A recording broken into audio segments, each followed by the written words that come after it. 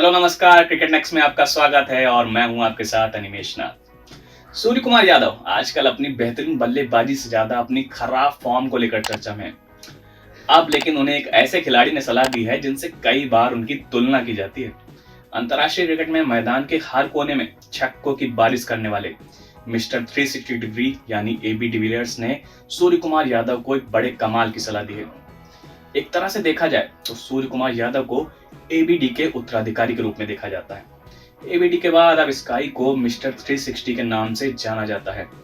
ABD की तरह जहां सूर्या अपनी बेहतरीन फॉर्म को लेकर हमेशा चर्चा का केंद्र रहते थे, आज वही अपनी खराब फॉर्म को लेकर चर्चा में है।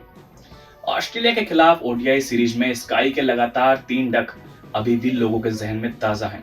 आईपीएल 2023 में भी दुनिया के बेस्ट टी20 बल्लेबाज का बल्ला खामोश रहा है। आरसीबी के खिलाफ मुंबई इंडियंस के पहले मुकाबले में स्काई ने 16 गेंदों में मात्र 15 रन बनाए। वहीं ऑस्ट्रेलिया के खिलाफ खेले गए पहले टेस्ट मैच में उनके बल्ले से मात्र 8 रन निकले थे। स्काई की खराब फॉर्म को लेकर जहां कई सवाल उठ रहे हैं, इस बीच the real mister 360 AB de Villiers ने उन्हें बड़े काम की सलाह दी है। Went through those patches very often.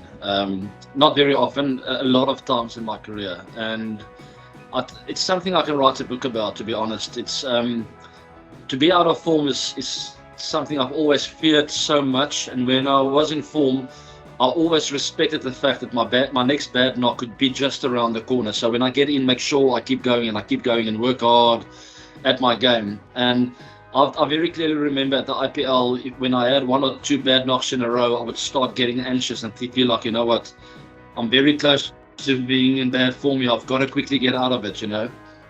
So he's probably in that phase now where he needs to do something.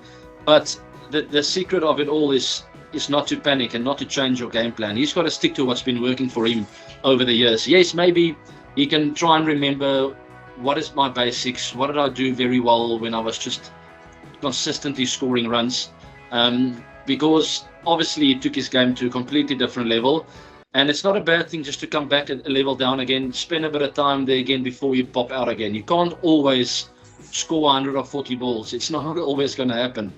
That's something I had to learn the hard way as well. When the Chinnaswamy crowd going, they're expecting me to score 100 every game, I sometimes had to tell myself, you know what, AB, let's be honest with each other here.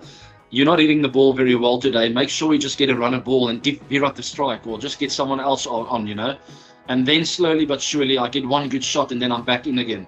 So he's probably just got to go through that phase where he's got to realize I can't entertain the crowd every single innings. Get back to the basics, do what I do best, and then there will always be a sign when you get into good form. There will be a bad delivery from a bowler, or you'll hit a good straight drive, and then you can reset and go, okay, hold on, I'm back into great form again. Let's hurt the bowlers. So you'll just have to manage the gears. I call them gears between first and fifth gear. Where am I at the moment? He's probably in second gear at the moment.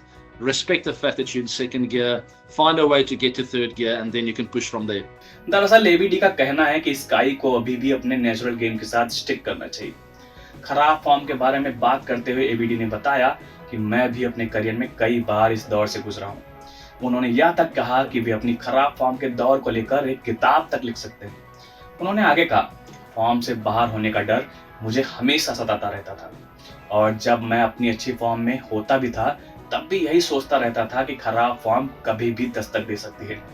इसलिए मेरा focus बस इसी बात पर रहता था कि जब भी मैं मैदान के अंदर जाऊं तो खूब कड़ी मेहनत करूं। उन्होंने अपने आईपीएल करियर का एक किस्सा बताते हुए कहा कि एक बार मैं आरसीबी के लिए खेलते हुए 2 पारियों में लगातार बहुत जल्दी आउट हो गया। ऐसे में मेरी चिंता बहुत बढ़ गई थी, लेकिन मैं हमेशा यही सोचता था कि मुझे बहुत जल्द इससे बाहर निकलने की जरूरत है। इन सब चीजों को ध्यान में रखते हुए एबीडी ने स्काई को यही सलाह दी है कि वे अपना गेम प्लान ना बदलें।